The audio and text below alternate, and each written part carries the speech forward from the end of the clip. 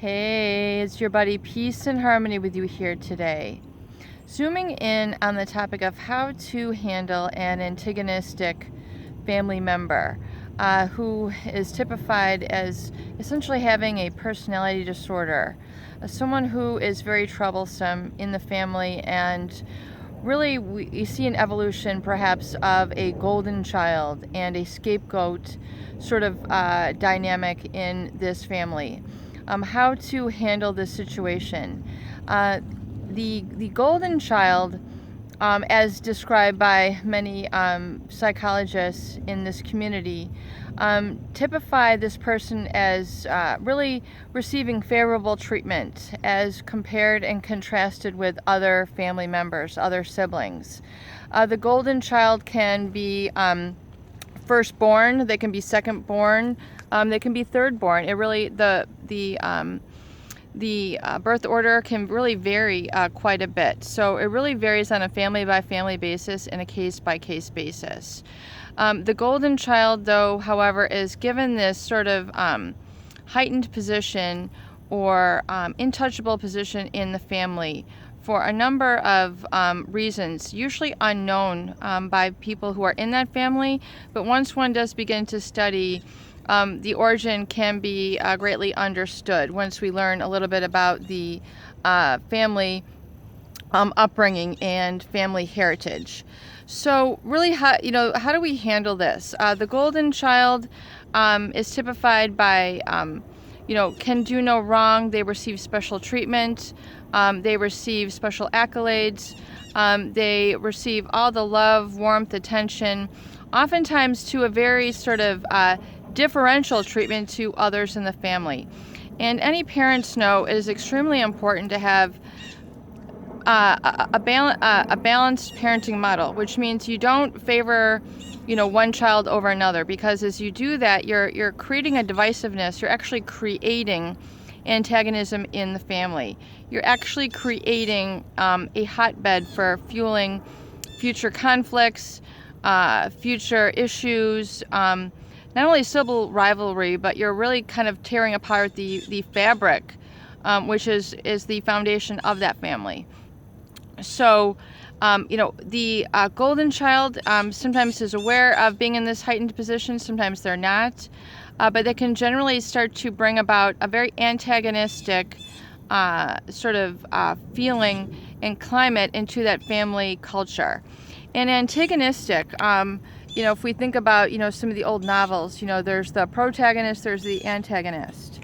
And the antagonist essentially is someone who is causing another to be hostile. So they are the cause.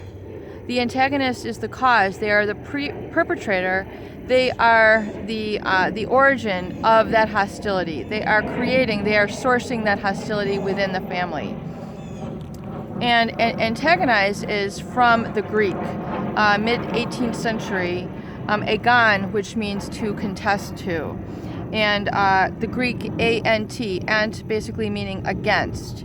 And agon is the seal, which means struggle.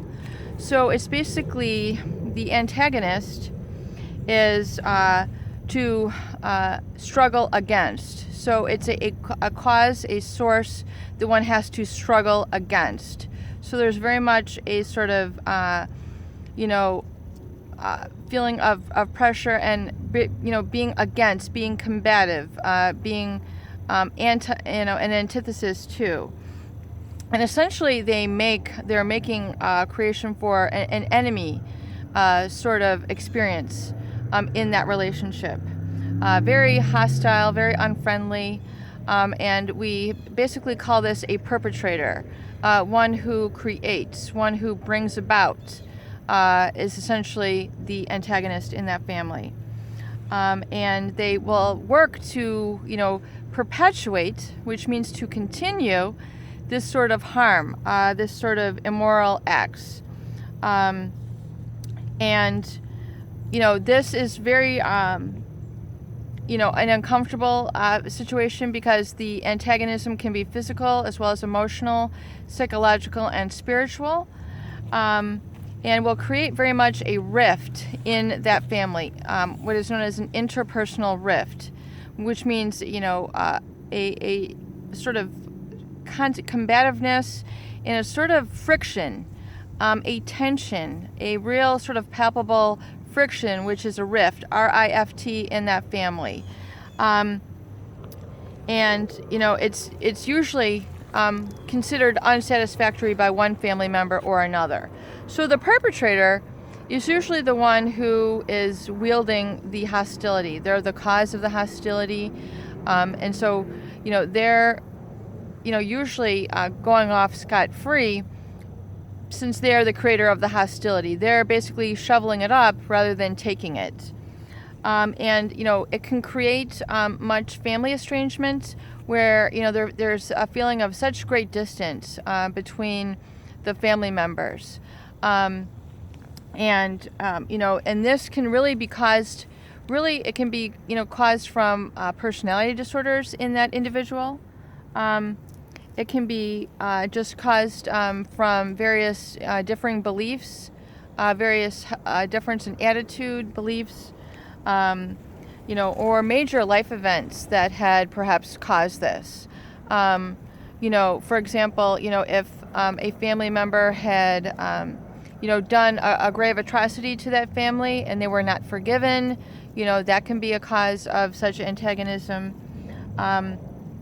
But, usually when it's based on a specific event, usually people can then work that out. There's a coming together, I'm sorry that this occurred, it was a difficult time, we did not know that this was happening, and then there was a resolve, there's a coming together of terms, there's apologies, there's a hug afterwards.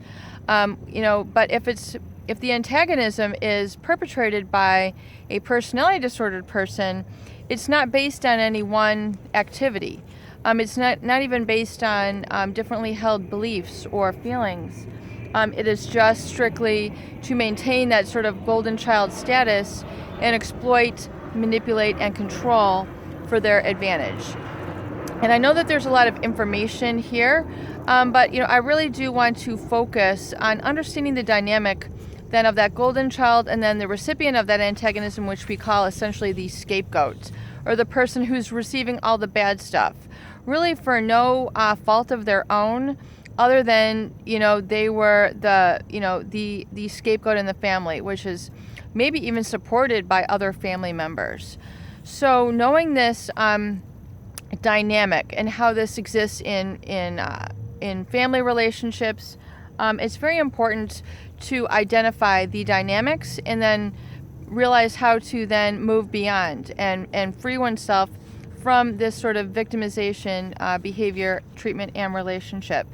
So if the antagonism by the golden child is based on a specific event, where maybe some wrong was done, someone was hurt because of one specific act, usually that scapegoated child can then bring up the situation and apologize. We did not mean this to happen. I'm so sorry for this disappointment that you had experienced.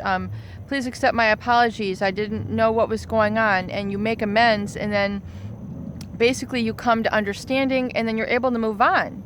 And then the antagonism will then cease. However, when you're dealing with a personality disordered individual, or even verging on the borderline or psychopathic, they are not able to see that that they have done any wrong. They're lacking that empathy, which means they're not able to really see where you're coming from. They're not able to identify your viewpoint, your perspective. They're not able to see where you had been done wrong. They just they cannot see it. They're lacking in empathy. And then coupled with that heightened state of self-importance, they feel very justified in their immoral behavior. As wrong as it may be, that person is very much feels justified and will perpetuate that treatment. So the absolute solution and answer is to go no contact. One must step away from abusive treatment in this situation to essentially stop that from occurring. And really, remove oneself from the source of harm in order to stop the harm from occurring. And of course, there's other methods which we discuss here on the channel, the gray rock method, and hard to go light contact. But realize oftentimes the cause, the source, and then the resolution, so you have a realistic approach moving forward. So you can arrive at healness, wholeness, and integrity. Peace and harmony with you here today. I hope these videos do help. Please share and please subscribe for more great tools, videos, discussions, and support.